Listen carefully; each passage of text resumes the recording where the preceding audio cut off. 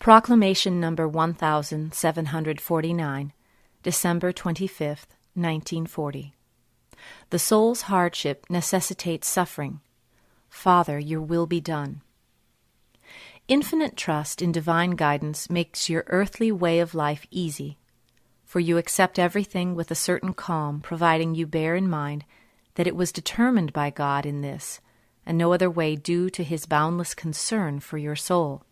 Every burden life imposes on you is necessary for the maturing of your soul, and the more you are in need of it is the more burdensome it will be. Thus, you should first shape yourselves according to divine will, and the suffering will gradually lessen, and will finally entirely be taken from you. Practice love, meekness, and patience. Practice compassion, peacefulness, and always appeal to God for strength to do so, and you will rise above everything with ease.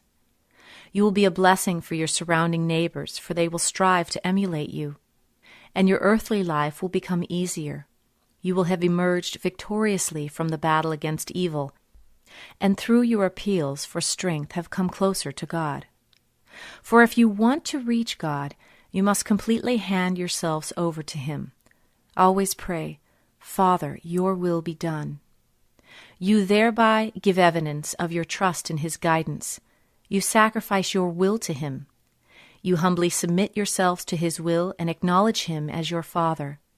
And then you will have become as it is pleasing to God, patient, gentle, humble, peaceful. You practice love if you also compassionately turn towards your fellow human being and try to make him live in the same way. It will refine your nature, and the soul will become light and bright, for it will become ever more capable of absorbing divine light and of spreading it as well. Therefore, don't complain if you have to suffer.